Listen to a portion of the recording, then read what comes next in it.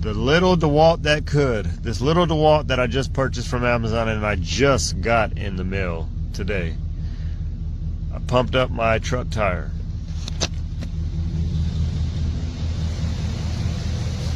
Had a nail. I pumped in my truck, pumped up this tire. Now my truck does sit up a little high, but this little DEWALT couldn't handle pumping up this truck tire.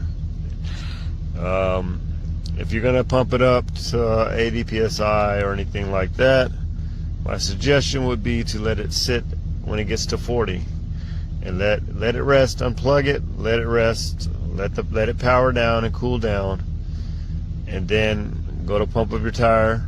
The remaining 40, even if it's 65, let it go to 40, unplug it, let it cool down, unplug it from the power wall, the outlet, the cigarette lighter, unplug the unit completely, because it will overheat your truck or vehicle, maybe the outlet in the wall, and it's going to pop the fuse. Now this DEWALT didn't pop its own fuse, it popped my truck fuse. So now I was going to send it back. So let me test out the fuse underneath the seat, let me test out the DEWALT battery, let me test out the wall outlet. It overheated, it didn't want to turn back on. So that is something that it should be in the description. If you're putting in something that's over 40 psi, let it cool down. Shouldn't be like that. DEWALT should make a better product. But then again, for $120 or whatever I was charged on day one, it went out on me. So just buy a bigger compressor if you're going to go with anything heavier than that. This thing will work for cars, for small tires, to pump up your air mattress if you're going camping, or you know, your 35 psi vehicle tire. But a truck tire or anything that's going to be higher than 40 psi, get yourself a bigger compressor and make sure that your spare tire is good to go, because it's going to be the little DEWALT that could, but it's going to be that little DEWALT that won't last. So my suggestions is, works great, not going to knock it down, but they definitely need to do a better job in the descriptions at what they say it will pump up. So it did get my truck up. I'm up and running now. But next time, if I do have an emergency, which I'm going to probably use it again, let it cool down for about 10 minutes and I'll just have to be late for work. Anyways, the video not the best, but just wanted to leave my input on that. I bought it through Amazon, so who knows, maybe it didn't really come from DEWALT. You never know these days.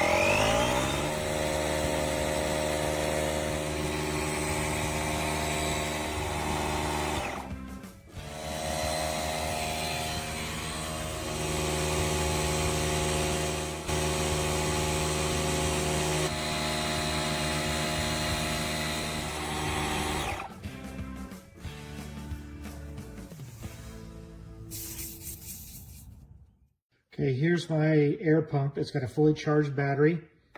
If I turn it on, everything seems to be working okay. In fact, the light works. In fact, if I turn it to blow up like air mattresses and stuff, that's working. And if I turn it to the PSI, in fact, I'm trying to blow up a air tire. That needs 65 PSI. Right, we get this up to 65. Trying to do this. So hit that.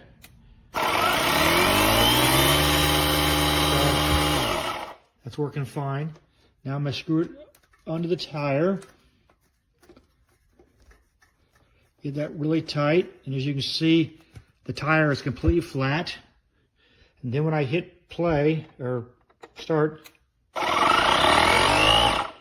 it goes for a couple seconds and then it stops. If I hit again, nothing. It doesn't matter if I'm doing it on this bicycle tire or a car tire, the same thing happens.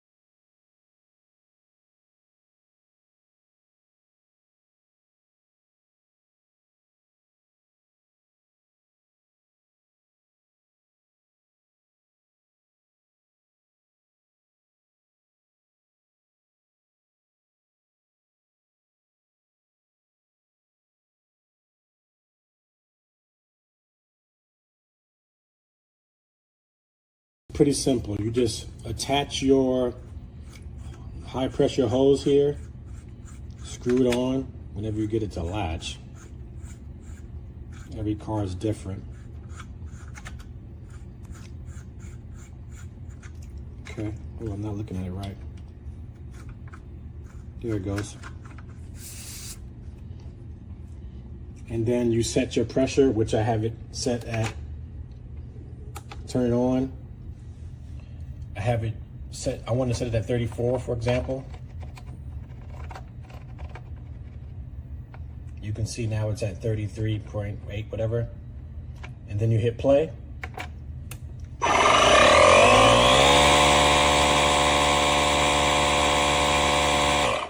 And then when it gets to the desired pressure, it stops by itself.